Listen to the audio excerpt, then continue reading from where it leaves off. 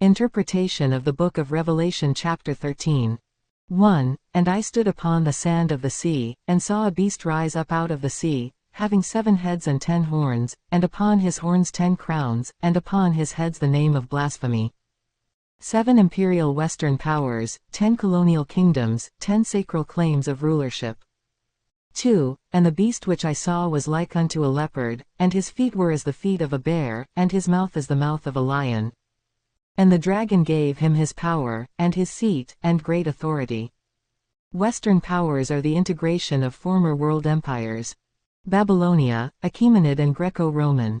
3. And I saw one of his heads as it were wounded to death. And his deadly wound was healed. And all the world wondered after the beast. Deadly wound equals the annihilation of Khazarian Khaganate. Khazar campaign of Svetoslav Igorovich, 964–965 CE. Creation of the modern State of Israel 1948 CE. Propagation of mainstream Eurocentrism. 4. And they worship the dragon, which gave power unto the beast. And they worship the beast, saying, Who is like unto the beast? Who is able to make war with him? Modern-day mainstream Eurocentric euphoria. 5. And there was given unto him a mouth speaking great things and blasphemies. And power was given unto him to continue 42 months. Compare with Daniel 7 verse 25 and Daniel 12 verse 7.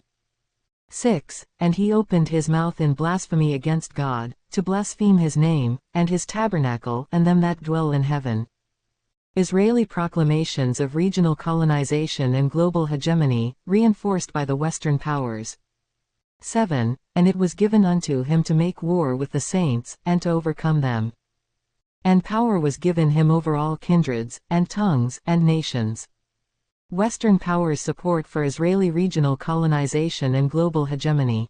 8. And all that dwell upon the earth shall worship him, whose names are not written in the book of life of the Lamb slain from the foundation of the world. 9. If any man have an ear, let him hear. 10. He that leadeth into captivity shall go into captivity. He that killeth with the sword must be killed with the sword. Here is the patience and the faith of the saints. 11. And I beheld another beast coming up out of the earth. And he had 2 horns like a lamb, and he spake as a dragon. The USA. 2 main political factions, USA proclamations of the NWO. 12. And he exerciseth all the power of the first beast before him, and causeth the earth and them which dwell therein to worship the first beast, whose deadly wound was healed. After World War II, the USA succeeded the Western powers, in compelling world governments to comply to the reincarnation of the Khazar Khaganate. 13. And he doth great wonders, so that he maketh fire come down from heaven on the earth in the sight of men. Atomic bombings of Hiroshima and Nagasaki 1945 CE. 14. And deceiveth them that dwell on the earth by the means of those miracles which he had power to do in the sight of the beast.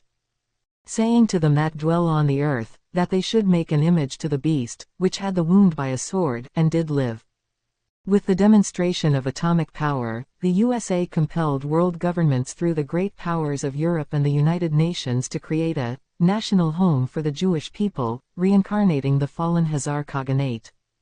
15. And he had power to give life, and unto the image of the beast, that the image of the beast should both speak, and cause that as many as would not worship the image of the beast should be killed.